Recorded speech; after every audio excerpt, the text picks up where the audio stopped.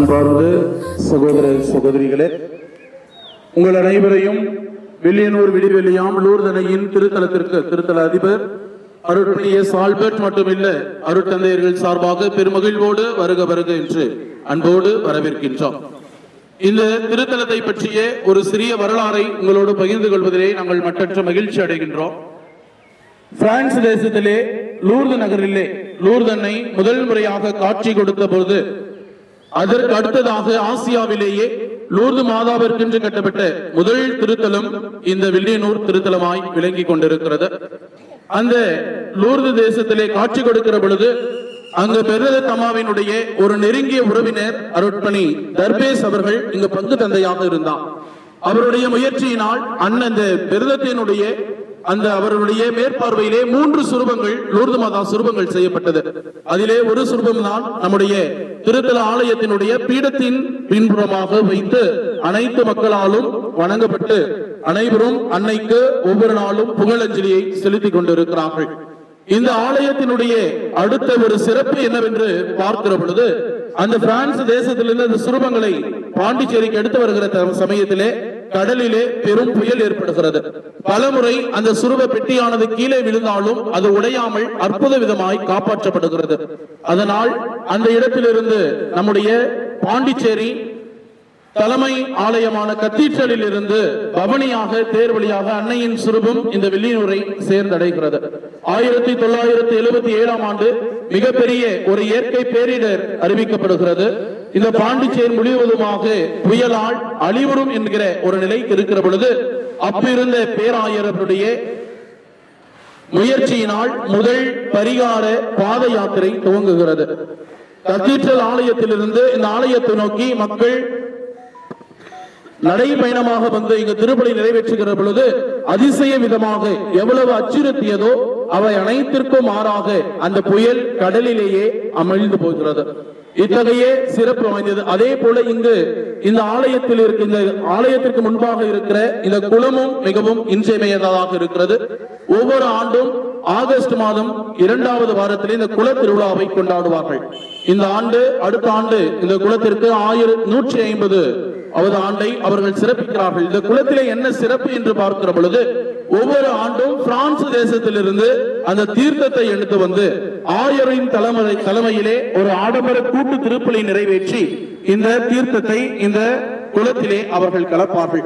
யாரெல்லாம் நம்பிக்கையோடு இந்த தண்ணியை பயன்படுத்துகிறார்களோ அவர்கள் எல்லாம் அபரிவிதமான ஆசீர்வாதங்களையும் குணத்தையும் பெற்றுக் கொண்டு இருக்கிறார்கள் என்பது ஒவ்வொரு நாளும் இந்த திருத்தல பக்தர்களிடமிருந்து நாங்கள் பெற்றுக் கொள்ளக்கூடிய ஒரு செய்தியாக இருக்கிறது. கடந்த சில மாதங்களுக்கு முன்பாக சென்னையை சேர்ந்த ஒரு சகோதரி புற்றுநோயால் பாதிக்கப்பட்டு தோல் புற்றுநோய் என்று சோரியாசிஸ் என்று சொல்லக்கூடிய ஒரு நோயினால் பாதிக்கப்பட்டு வந்திருக்கிறார். இந்த குளத்தில் இருக்கிற தண்ணியை எடுத்து அவர் கைகளை கழுவிய முதல் 5 நிமிடங்களிலேயே எந்த விதமான அறிகுறியும் இல்லாமல் அந்த சகோதரி சுகத்தை பெற்றுக் கொள்கிறார். இந்த ஆலயத்திலே இன்னொரு சிறப்பும் உண்டு. யாரெல்லாம் மனவேதனையோடு கஷ்டங்களோடு இந்த ஆலயத்தை நாடி வருகிறார்களோ அவர்களுடைய 7 நாட்கள் 7 வாரங்கள் சனிக்கிழமைகளே இந்த ஆலயத்திலே தங்கி அவர்கள் இரவு தங்கி காலை திருப்பலி கண்டு செல்கிற பொழுது அவர்கள் வாழ்விலே பலவிதமான அருளாசிரை அன்னையின் அருளை இவர்கள் நிறைவாய் பெற்றுக் கொள்கிறார்கள் என்று நாங்கள் செய்திகளை பெற்றுக் கொண்டே இருக்கிறோம்.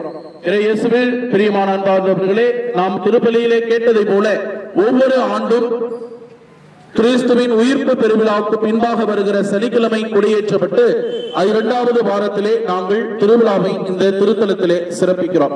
ஆகவே அன்னையை நாடி வந்திருக்கிற அனைவரும் நம்பிக்கையோடு வந்து அன்னையை நாடின அனைவருக்கும் அபரிவிதமான ஆசீர்வாதங்களை பெற்றுக் கொண்டார்கள்.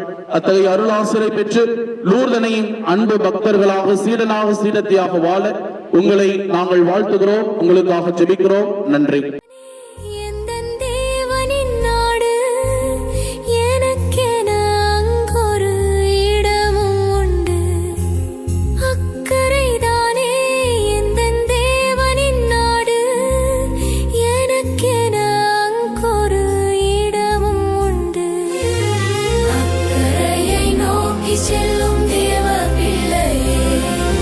பேரலை கண்டு நீ பயந்திடாதே.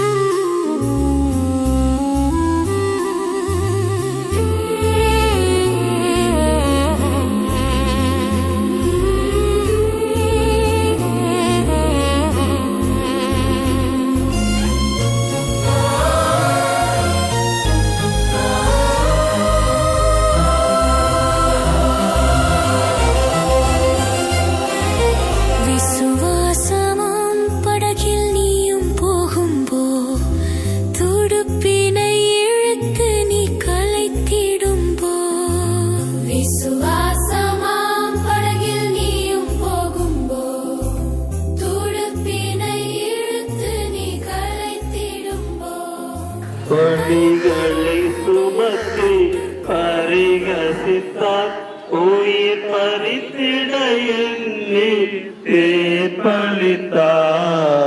பழிகளை சுமத்தி பரிகசித்தார். எனக்காக இறைவா எனக்காக இடர்பட வந்தீர். எனக்காக இடர்பட வந்தீர். எனக்காக. இது இயேசுவே உம்மை ஆராதித்து வணங்கி உமக்கு நன்றி என்று தோத்திரம் செய்கின்றோம்.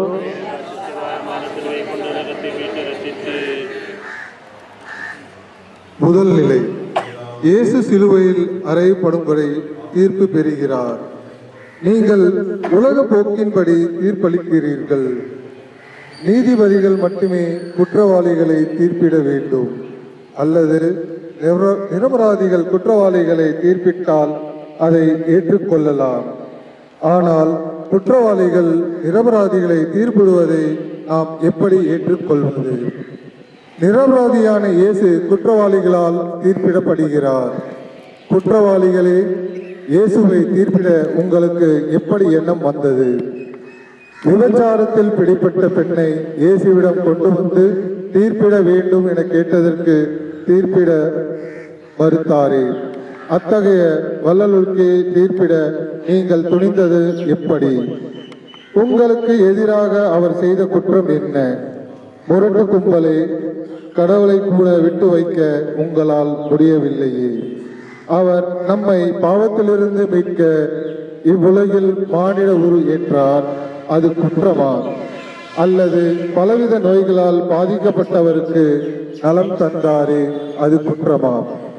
இறந்தவர்களுக்கு உயிர் கொடுத்தாரே, அது குற்றமா? உண்மையின் ஆதவனை பல்வேறு பொய் சான்றுகள் கூறி தீர்ப்பிட்டு விட்டீர்கள். இறுதியில் வெற்றி பெற்றது உண்மைதானே? அன்புக்குரியவர்களே, எப்பொழுதெல்லாம் நாம் அயலாரை குற்றவாளிகள் என தீர்ப்பிடுகிறோமோ அப்பொழுதெல்லாம் இயேசுவை குற்றவாளி என தீர்ப்பிடுகிறோம். எப்பொழுது அவர்களை தீர்ப்பிடுவதை விடுத்து அவர்களோடு அன்போடு உறவாடி மகிழ்கிறோமோ அப்பொழுது நம் இயேசுவை கடவுளின் மெசியா, உலகின் பாவங்களை போக்கும் செம்மறி என ஏற்றுக்கொள்கிறோம். நாம் எப்படி தீர்ப்பிடப் போகிறோம்? இறைவேண்டல். அன்பு இயேசுவே, எங்கள் நிலையை உணராமல் எங்கள் அயலாரை தீர்ப்பிட்ட குற்றங்களுக்காக மனம் வருந்துகிறோம். எங்கள் அயலாரை சகோதரர்களாக சகோதரிகளாக ஏற்றுக்கொள்ள எங்களுக்கு வரம் தாரும். ஆமீன். எங்கள் பேரில் தயவாயிரும் சுவாமி, தயவாயிரும். எங்கள் பேரில் தயவாயிரும் சாமி, எங்கள் பேரில் தயவாயிரும். மரித்த விசுவாசிகளின் ஆன்மாக்கள் இறைவனின் இரக்கத்தினால் நித்திய பாட்டி அடைவார்களாக. தந்தை மகன் தூயாவின் பேராலே.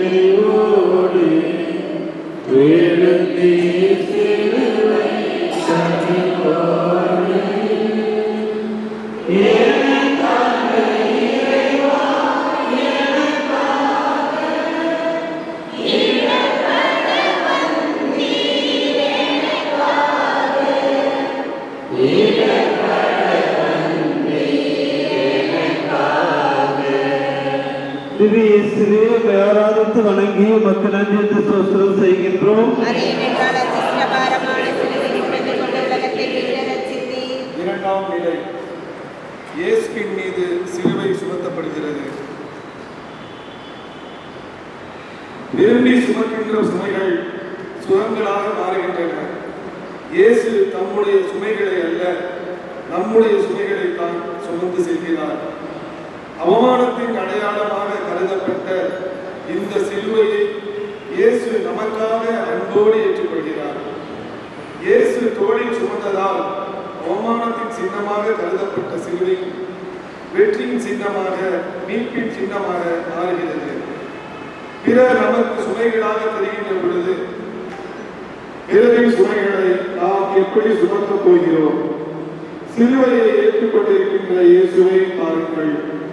நம்முடைய பாவங்களால் நமக்கு கிடைக்க வேண்டிய தண்டனையை தானே அவர் சுமந்து செல்கிறார்.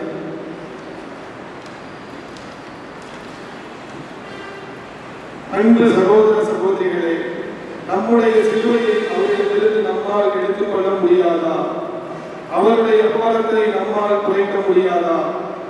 நம்முடைய பாவங்களுக்காக மனம் வருந்தி புது வாழ்வில் தொடங்கும் போது இயேசுவோடு நாம் சிலுவையை தூக்கிக் கொண்டு நடக்க தயாராக இருக்கிறோம் என்பது பொருள். நமது சிலுவைகளை இறக்கி வைத்துவிட்டு அல்லது மற்றவர்கள் மேல் சுமத்திவிட்டு நம்மையே நாம் ஏமாற்றிக் கொள்ள முயற்சி செய்கிறோமா? இயேசு நம் அனைவரின் பாவங்களுக்காக பார சிலுவையை சுமந்து செல்கிறார். நாமும் நம்முடைய சிலுவைகளை சுமந்து கொண்டு அவரை பின்தொடர்வோம். இறைவேண்டல். அன்பு இயேசுவே, எங்கள் சிலுவைகளை நாங்கள் தூக்கிக் கொண்டு கண்ணகம் மறந்தவர்களாய் உம்மோடு மீட்பின் பாதையில் பயணிக்க எங்களுக்கு வரத்தாரும். ஆமென். எங்கள் பேரில் தயவாயிரும் சுவாமி, எங்கள் பேரில் தயவாயிரும். அனைத்து விசுவாசிகளுடைய ஆத்மாக்கள் தயவுடைய கன்னியான நித்தியப்படைகளை வாழ்ந்தாங்க. தொடர்ந்து பாடுவோம். விழுந்தி சிலுவை கழுவோடு மீண்டும் எழுந்தி துயர்களின் நினைவோடு விழுந்தி சிலுவை கழுவோடு எனக்காக இறைவா, எனக்காக இறைவன வந்தீர், எனக்காக இறைவன வந்தீர், எனக்காக.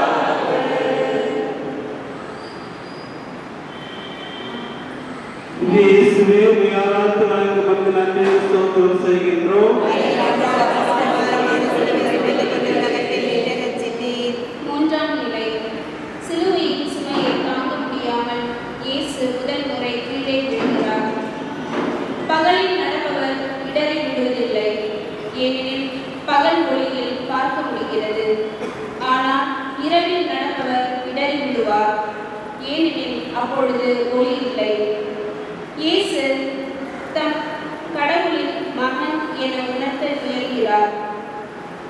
எருசலேம் தேவாலயத்தை 3 நாளில் இடித்து மீண்டும் எழுப்புவேன் என்கிறார்.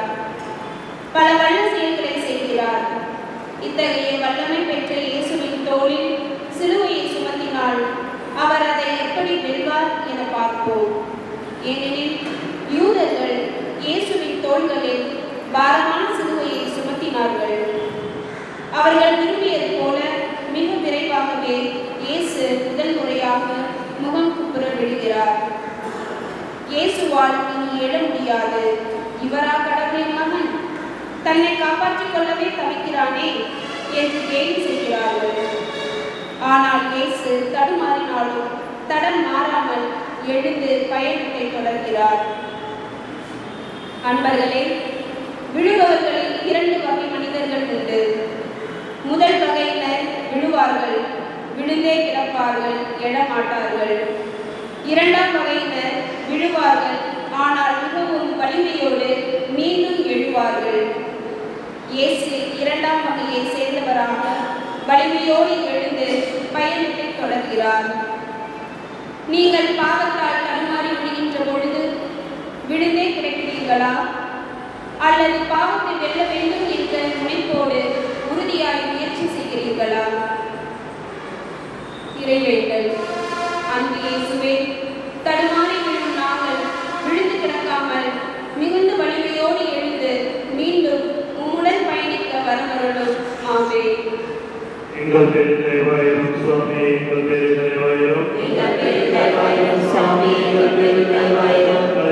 விசுவாசிகளுடைய ஆன்மாக்கள் சர்வேஸ்வருடைய இரக்கத்தினால் நித்திரை பாக்கி அடைவார்களாக. தந்தை மகன் தூய ஆவியின் பெயராலே.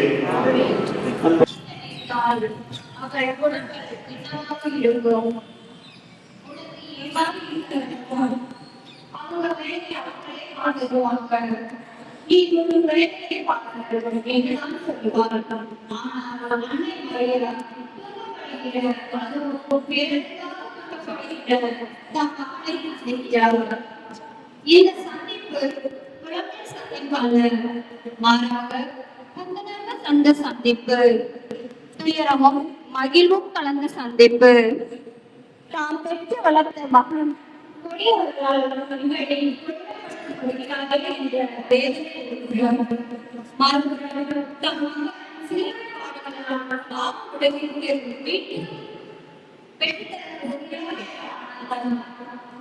இந்த சூழலை பொறுத்து அன்னை பேசியிருப்பார்.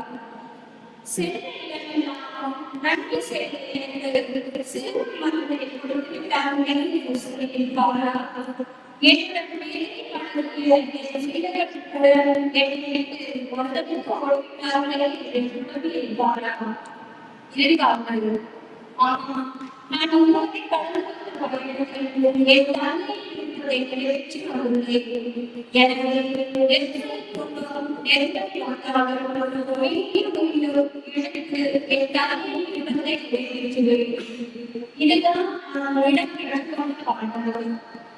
நான் வாழ்ந்து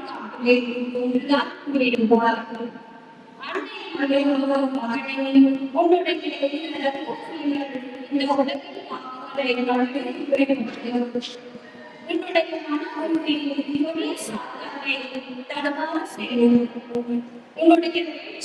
மாநிலருக்கு எழுச்சி தரும். உன்னுடைய சிறுவை சார்ந்த பாவத்திற்கு சமாதி உனது வீட்டில் புது உலகம் வாழ்வேன். உனது காட்சிமையை நான் எப்போது காண்கிறேன். நீ உன் கடமையை செய்தால் சொல்லியிருந்தார். இந்த சந்திப்பு வெறுப்பீராக இருந்ததாலும் இருவரும் கடவுள் திருத்தத்தை நிறைவேற்றியவர்கள் என்பதால் அது மகிழ்ச்சி உண்டாகவே இருந்தது. என் அன்பாவே, நீ கடவுளின் திருத்தத்தை நிறைவேற்றியிருக்கிறது. உன் மகன் அதை நிறைவேற்றியிருக்கிறார். நான் உங்களுடைய வாழ்க்கையை கடவுளின் திருத்தத்தை தொடர்ந்து நிறைவேற்றது தேவான கடவுளை உன் மகனிடமிருந்து பெற்றுத்தார்கள்.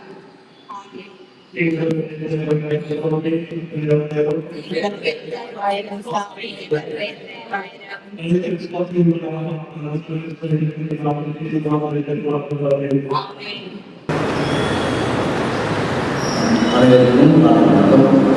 இந்த இருக்கின்ற இந்த தேவாலயமானது 300 ஆண்டுகளுக்கு மேலான வரலாறு.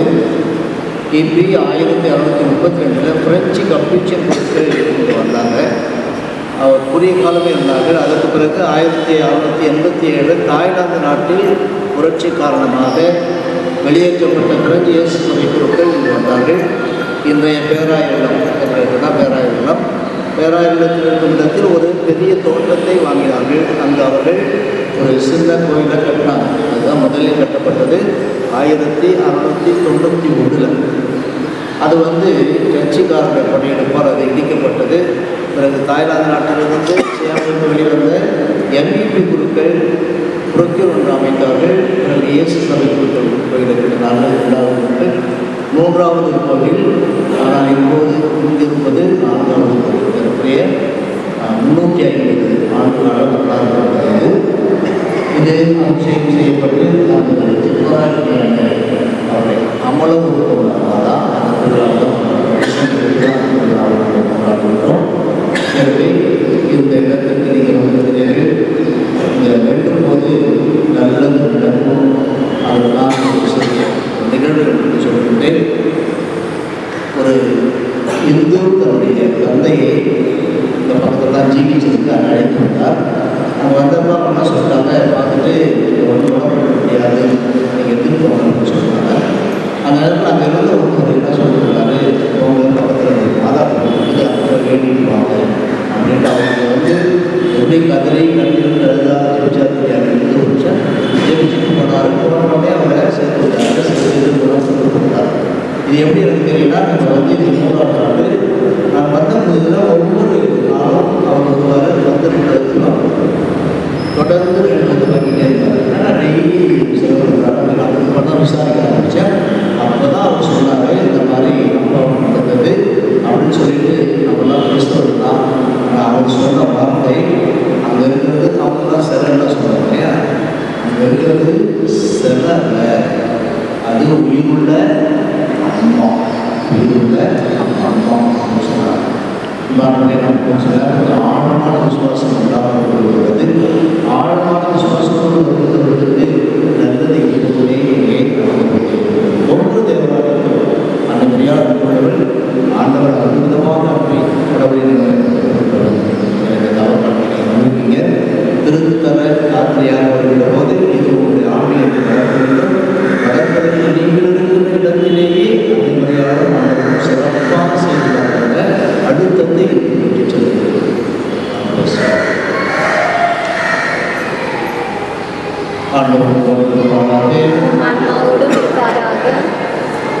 எல்லாம் தந்தை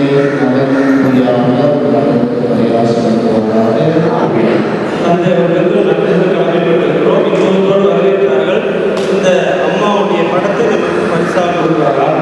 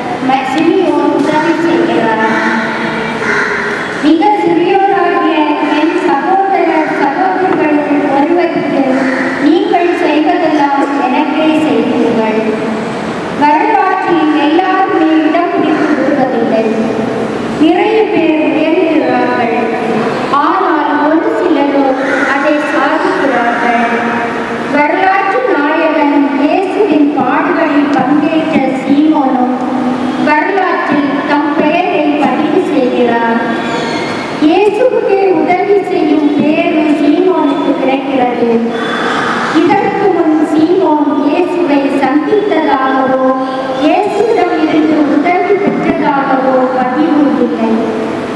இருப்பினும் இயேசுவுக்கு உதவி செய்ய அவர் முன் வருகிறார். கட்டாயத்தால் அவர் இயேசுவுக்கு உதவி செய்தாலும் இயேசு அவருக்கு வரலாற்று இடம் அளிக்கிறார். அதனால்தான் இயேசுவின் பாடுகளை தியானிக்கின்ற போதெல்லாம் சீமோனின் உதவு பண்பும் நாம் நினைவு கூறுகிறோம். வற்புறுத்ததாக செய்த உதவி கூட ஒருவருக்கு வரலாற்று இடம் பெற்று தருகிறது என்றால் மனமுகந்து நாம் உதவி செய்தால் நாம் எவ்வளவு பெரிய கைமாறு தருவோம். இறைவேண்டல். அன்பு இயேசுவே, மிக சிறிய சகோதர சகோதரிகளுக்கு சீமோனை போல உதவி செய்து அதன் மூலம் உமக்கே உதவி செய்கின்ற பண்பாளர்களாக மாற எங்களுக்கு அருளை தாரும். ஆமென். எங்கள் பேரில் தயவாயிரும் சுவாமி, தயவாயிரும். எங்கள் பேரில் தயவாயிரும் சுவாமி, தயவாயிரும். விசுவாசிகளுடைய ஆன்மாக்கள் சர்வேஸ்வரர் இரக்கத்தினால் நித்திய சமாதானத்திலே பாதுகாக்கப்படுகிறது. ஆமென்.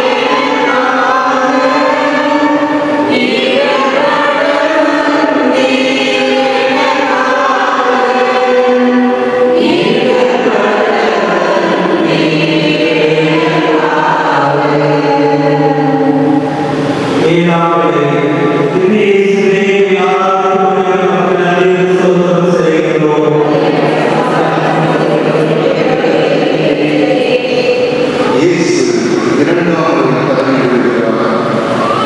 சில குதிரைப்படையிலும் சில குதிரைப்படையிலும் தெரிவிக்கப்படுகிறது. நாம் நம் கடவுளாகிய ஆண்டவரின் பேரில் தெரிவிக்கிறோம். அவர்கள் கடவுளாக இருக்கிறார்கள். நாமோ இன்னொரு உறுதியாக இருக்கிறோம். வரலாற்றில் நிறைய பேர் எழுதியிருக்கிறார்கள். அவர்களால் எழ முடியாததால் வீழ்ச்சி அடைந்திருக்கிறார்கள். ஆனால் இன்று இயேசு எழுந்து கிடக்காதே, மாறாக எழுந்து வாழ்வதே தந்தையின் திருவுருவத்தை நிறைவேற்றும் நினைவு இயேசுவுக்கு இருந்தது. இந்த மண்ணில் மாந்தர் மீது அவர்களது அன்பு இருந்தது. சாத்தானுடைய ஆட்சியின் வெற்றியும் துர்க்குலகம் அடைவதை அவர்கள் குறிக்கோள். இவையெல்லாம் இயேசுவுக்கு கொடுத்துள்ளே. ஆதலால் மீண்டும் அறிமுகப்படுவதை எதையும் பொருட்படுத்தாமல் இதனோடு எழுகிறார். இயேசு எழுந்தவுடன் இந்த பூமி ஆயினும் இந்த மனிதர்கள் பொருட்படுவார்கள். அவர்கள் படைத்த உண்மையை சிலுவையில் அதை கொண்டு செல்கிறார்கள். நீ இங்கேயே இருந்து போய்விடும், உண்மை நான் மாற்றிக் கொள்கிறேன். இந்த நொடியோடு உதவி செய்ய மீண்டும் எழுந்து போவதையா என்று கூறியிருக்கிறார். ஆனால் இயேசு இந்த மனிதர்களுக்கு துன்பத்தையெல்லாம் பொருட்படுத்தாமல் அவர்கள் வாழ்வதற்கு அவர்களுக்காக ஒரு சிலுவை வழங்கியிருக்கிறார். நமக்காக எழுந்த இயேசு எழுந்து படைத்திருப்பதோடு நாம் பாவனை எழுந்து எழுந்தபோது இயேசுவை வழங்கி எழுந்து பணியை முயற்சி செய்வோம். ஜெபம். வெற்றிகரமாக இயேசுவே, பல்வேறு சோதனைகளால் பாவங்களால் நாங்கள் விழுந்து கிடக்கின்றபோது உம்முடைய அருளால் மீண்டும் எழுந்து பணிக்கு எங்களுக்கு அருள்வாரும். ஆமென்.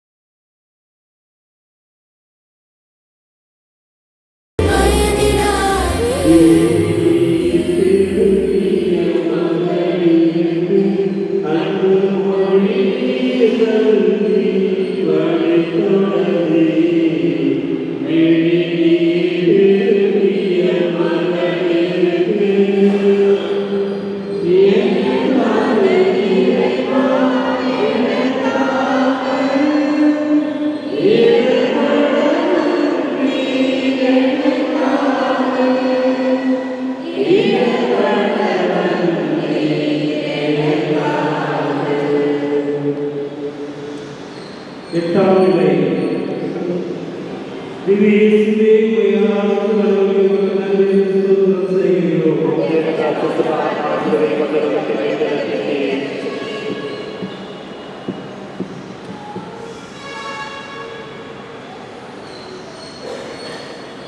எட்டாம் நிலை. எருசலேம் மக்களுக்கு இயேசு ஆர்வம் கொடுக்கிறார். எருசலேமே, எருசலேமே, இறைவாக்குகளை நகரே, உன்னிடம் அனுப்பப்பட்டோரை கண்டால் இருக்கிறாய். கோழி தன் குஞ்சுகளை தன் ரெக்கைக்குள் கூட்டி சேர்ப்பது போல நானும் உன் மக்களை அரவணைத்துக் கொள்ள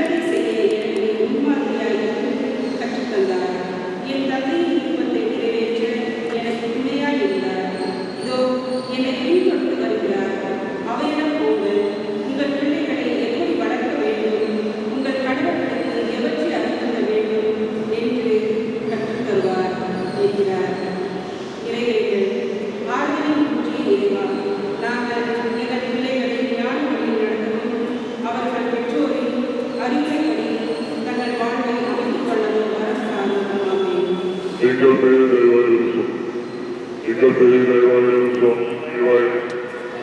தயவாயிரம் சுவாமி, எங்கள் பேரில் தயவாயிரம். மனித விசுவாசிகளுடைய ஆன்மாக்கள் தகவல் தப்பினால் நித்திய சமாதானத்தில் இணைப்பார கடவுளே. மூன்றாம்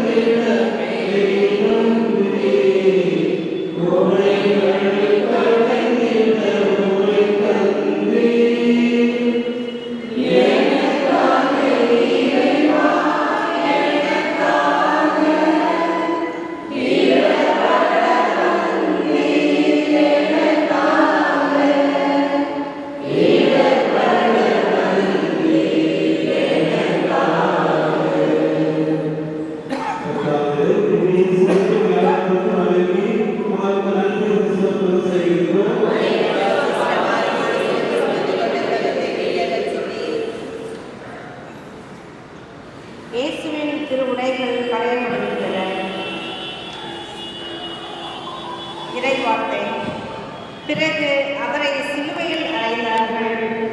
குலுக்கல் முறையில் யாருக்கு எது என்று பார்த்து அவருடைய ஆடைகளை தங்களுக்குள் பங்கிட்டுக் கொண்டார்கள். சிந்தனை. கடைசியாக இதோ நம் ஆண்டவர் இயேசு தாம் அணிந்திருந்த ஒரே திருவுடையையும் நமக்காக இழக்கிறார். இனி இழப்பதற்கு அவரிடம் ஒன்றுமே இல்லை. நம்மை மீட்டு புதுவாழ்விற்கு அழைத்து செல்ல அனைத்தையும் இழந்துள்ளார். இதுவரை அவர் ஒரு தூதன் என்ற முறையில் அவர்களுடைய பண்பாட்டுக்குரிய அவருக்கு சொந்தமான ஆடையை அணிந்திருந்தார். இப்பொழுது அந்த ஆடை களையப்படுகிறது. இச்செயல் ஒரு மிகப்பெரிய உண்மையை நமக்கு வெளிப்படுத்துகிறது. அதாவது பேராயர் குஸ்டன் கூறுவது போல் இனி நம் ஆண்டவர் இயேசு ஒரு குறிப்பிட்ட இடத்திற்கோ அல்லது இடத்திற்கோ சொந்தமானவர் அல்ல. மாறாக அவர் அனைவருக்கும் சொந்தமானவர். அனைத்து மக்களுக்கும் அனைத்து கலாச்சாரங்களுக்கும் அவர் பொதுவானவர், அனைவருக்கும் சொந்தமானவர். ஆனால் நம்மிடையே நடப்பதென்ன? அனைத்து நிலையிலும் பல்வேறு காரணங்களால் நாம் பிரிந்து பிளவுபட்டு வாழ்ந்து கொண்டிருக்கிறோமே. இது நமக்கு இழுக்கல்லவா? தமிழக திரு அவையில் அனைத்து தரப்பு இறை நம்பிக்கையாளர்களும் ஏதாவது ஒரு நிலையில் நம்மிடையே பிளவுகளை ஏற்படுத்தி தனித்து வாழ்ந்து கொண்டிருக்கிறோம். இயேசு அனைவருக்கும் சொந்தமானவர் என்பதை உணர்வோம். நம்மை பிரிக்கும் தடை சுவர்களை தகர்த்தெறிவோம். நம் அனைவரையும் கிறிஸ்துவில் இணைக்கும் உறவு பாலங்களையும் கட்டி எழுப்புவோம். சாவின் தடை சுவர்களை தகர்த்தெறிந்து கிறிஸ்துவின் பெயரால் நாம் இணைவோம். இறைவேண்டல். எங்களுக்காக அனைத்தையும் இழந்த எங்கள் நேசரே, எங்களுக்குள் பிளவுகளை ஏற்படுத்திக் கொண்டு குறுகிய வட்டத்திற்குள் வாழ்ந்து கொண்டிருக்கும் எங்கள் தவறுகளை செய்தரணும். இனி நாங்கள் மனித மாண்பை உணரவும் எம் சகோதர சகோதரிகளிடையே உமது சாயலை கண்டு இணைந்து வாழவும் அருள்வாரும். ஆமென். எங்கள் பேரில் தயவாயிரும் சுவாமி, தயவாயிரும். மரித்த விசுவாசிகளுடைய ஆன்மாக்கள் சர்வேசுடைய இறக்கத்தினால் நித்திய சமாதானத்தை இறைப்பார கடவுளே.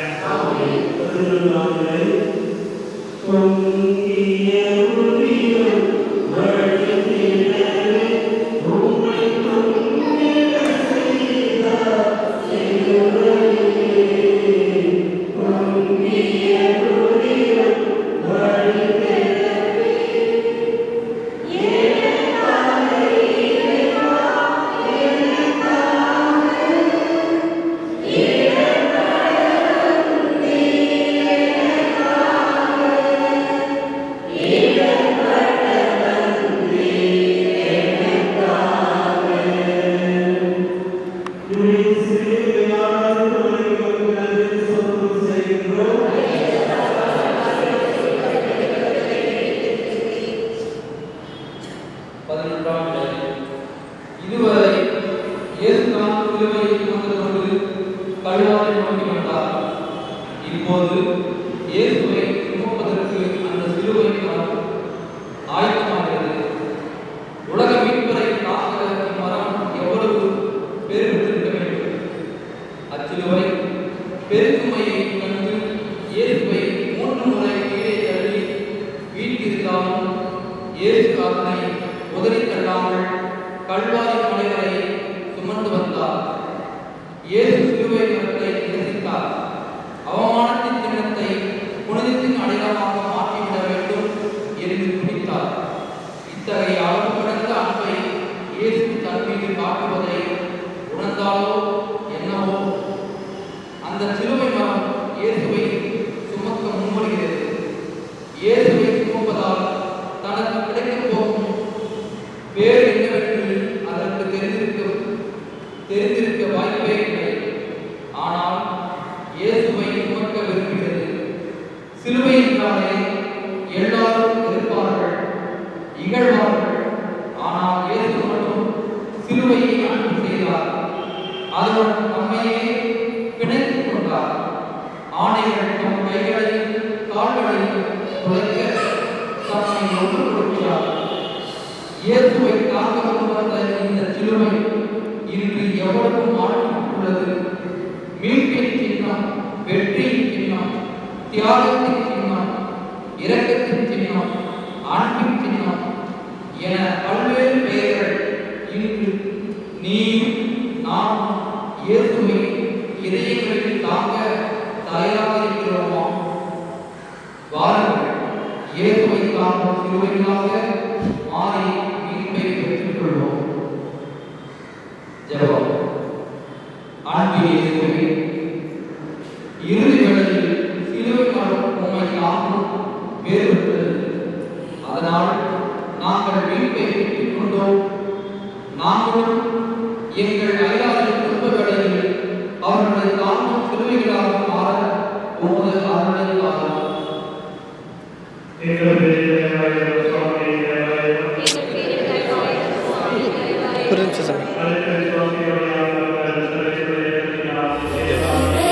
நோக்கி செல்லும் தேவ பிள்ளையே,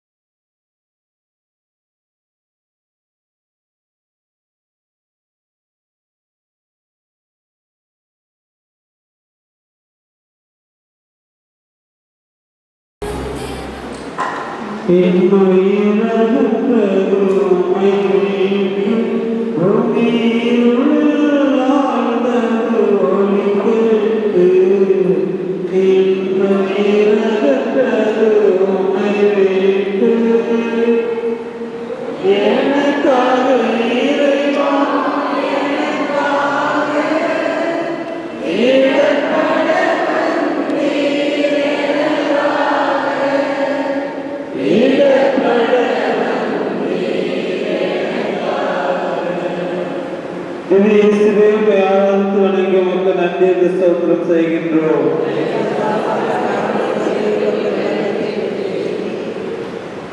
பனிரெண்டாம் நிலை. இயேசு சிலுவையில் உயிர் பிடிக்கிறார். இயேசுவின் பிறப்பு பற்றி கபிரியேல் தூதர் மரியாவுக்கு முன்னறிவிப்பு தந்தார். அவர் பிறந்த பின் திருமுழுக்கு யோவான் அவருக்கு சான்று பகர்ந்தார்.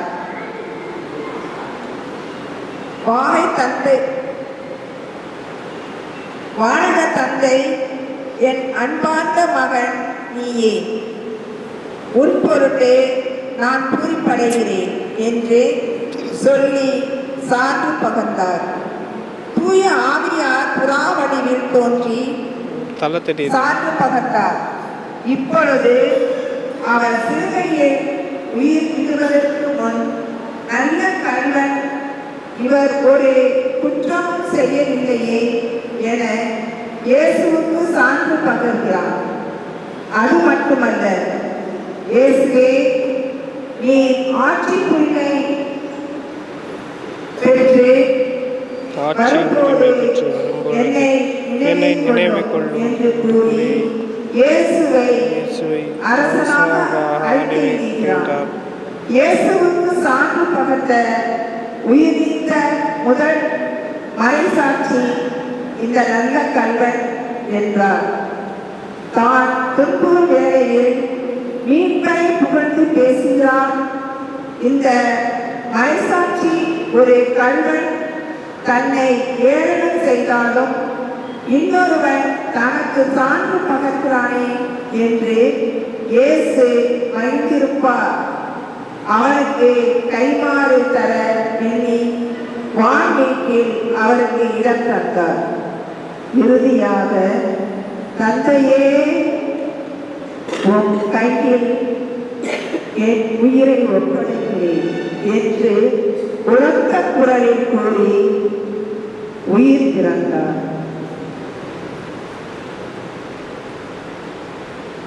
இறைவேண்டல். இன்னுலகில் இருக்கிற எங்கள் தந்தையே, உமது பெயர்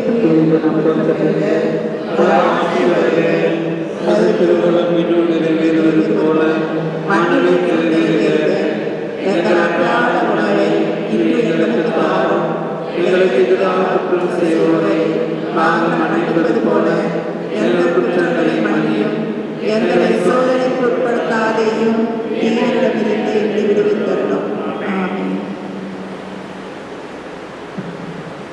எங்கள் பேரை தயவாயிரும் சுவாமி தயவாயிரும். மரித்த விசுவாசிகள் ஆன்மாக்கள் சர்வேஸ்வர இரக்கத்தினால் நித்திய சமாதானத்தை இறைப்பார கடவுள. மகன் தூயாவியானவரின் பெயராலே 13ஆம் நிலை. துயருற்று துடித்தாளொன்று அன்னை உயிரற்ற உடலினை மடி சுமந்து துயருற்று துடித்தாளொன்று எனக்காக இறைவா எனக்காக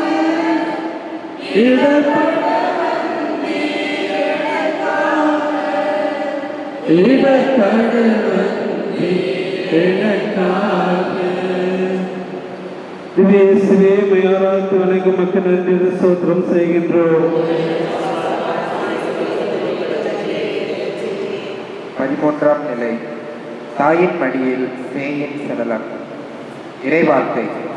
என் நெஞ்சம் நிறைவும் அமைதியும் கொண்டுள்ளது. தாய்மொழி தவழும் குழந்தை என என் நெஞ்சம் என்னகத்தே அமைதியாயுள்ளது. சிந்தனை.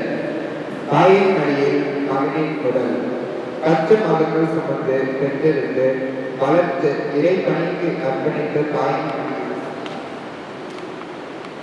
இயேசுவின் புனித உடல் பெயர் கொள்கிறது.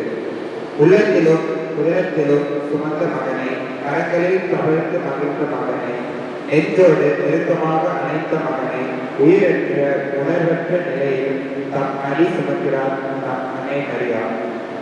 தாயன்பு தன்னிகரற்ற அன்பு, ஈடு இணையற்ற அன்பு, விலை கொடுத்து வாங்க முடியாத அன்பு, எல்லைகளை கடந்த அன்பு. நமது தாய்மார்கள் மெழுகாக கரைந்து தீயாக எரிந்து ஒளியாக பரவி நிழலாய் நின்று நம்மை வாழ்க்கை எண்ணில் ஏற்றிவிட்டவர்கள். பிரியமான சகோதர சகோதரிகளே, அன்னை மரியாவின் ஒருவில் நமது தாய்மார்களை பார்க்க முயல்வோம். நம்மை பெற்றெடுத்து வளர்த்து சமுதாயத்தின் நல்ல நிலைக்கு கொண்டு வர அவர்கள் செய்யும் தியாகங்களை நினைப்போம். பெற்றோரை மதிக்காமல், அவர்களுக்கு கீழ்ப்படியாமல், அவர்களுடைய மனநிலையை அறியாமல் அவர்களுக்கு வருத்தத்தை அளிக்கிறோம். இவற்றை நினைத்து மனம் வருந்துவோம். தாய் தந்தையை போற்றி வாழ அருள் வேண்டுவோம். இறைவேண்டல். உங்களுக்காக இரத்தம் சிந்தி இறந்த இயேசுவே, உமது தாயையே எமக்கு தாயாக கொடுத்தீரே. நன்றி இயேசுவே. நாங்கள் அவரை பின்பற்றவும் எங்களது மன்னக தாய்மார்களை நிறைவாக அன்பு செய்யவும் அருள் தாரும். ஆமென். அழைத்த விசுவாசிகளுடைய ஆன்மாக்கள் சர்வேஸ்வர இரக்கத்தினால் நித்திய சமாதானத்தை இறைப்பார கடவுள. தந்தை மகன் தூயாவின் சேர